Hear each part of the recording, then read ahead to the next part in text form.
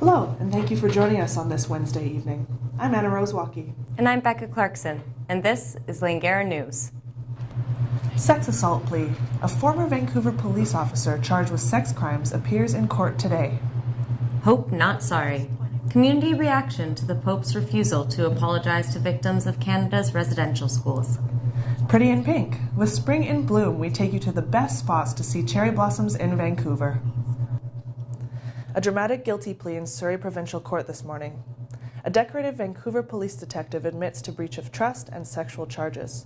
Reporter Cloe Logan reports live from Surrey Provincial Court. Thanks, Anna Rose. The mood was tense in Surrey Provincial Court today while the Crown and the defence hammered out final details of the guilty plea. James Fisher was present today, looking almost unrecognizable with long hair and a beard. He pled guilty to 2 counts of breach of trust and 1 of sexual exploitation. Little is known about these charges except that there are 2 victims, one of which was a witness in a criminal trial. Sentencing will occur in 10 to 12 weeks, where more facts will be presented, including statements from the victims. For Langara News, I'm Chloe Logan. Pope Francis won't publicly apologize for the Church's role in Canadian residential schools. As this news broke today, our reporter Desiree Garcia tells us more.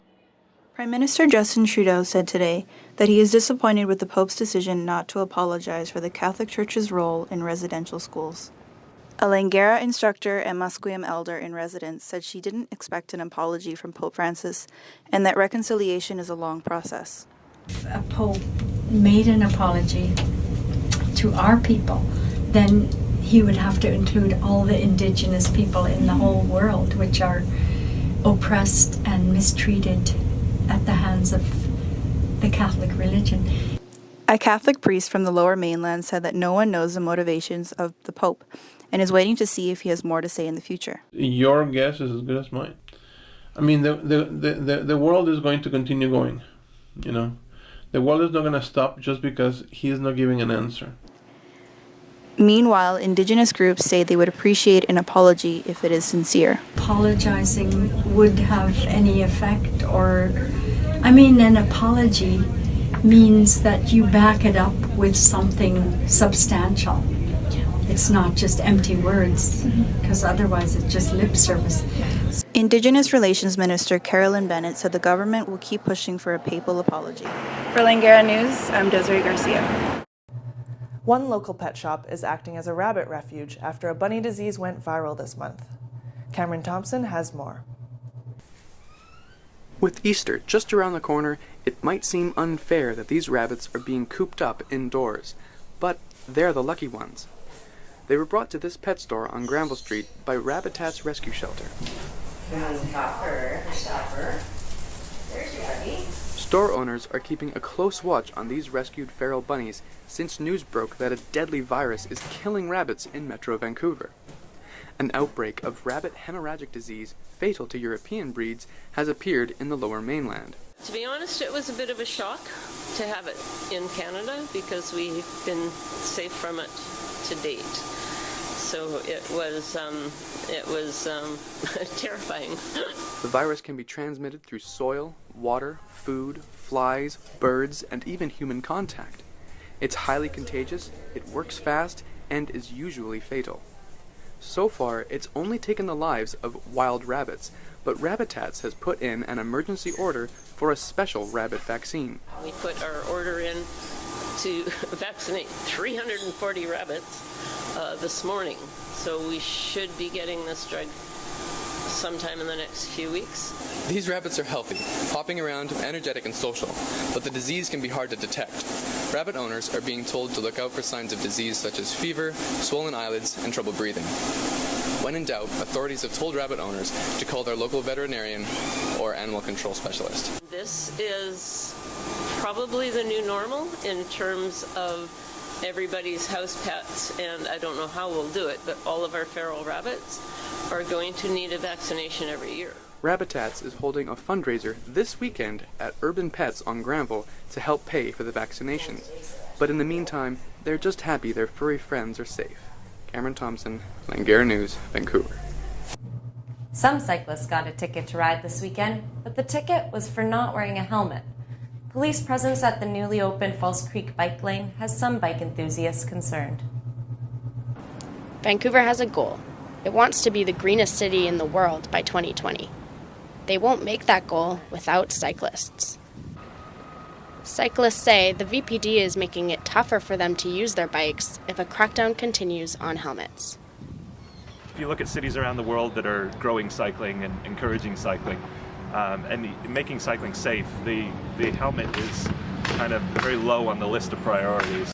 Riding a bike shouldn't make some people feel like they're breaking the law. It's not so much about the monetary fine, but it's the idea of being treated like a criminal, like you're doing something wrong. This diehard cyclist doesn't always wear a helmet, but says he tells his customers that they should. I would generally, and I mean, again, it's just a safety thing for in the shop. I want to always promote safe cycling.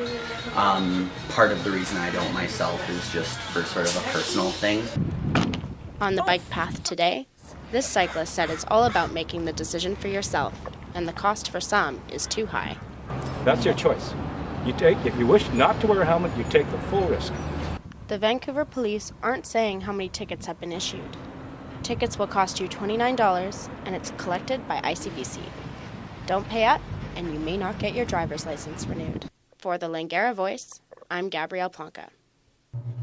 VPD detectives will soon have a greener and quieter ride, as the police add a new fleet of electric cars to their arsenal.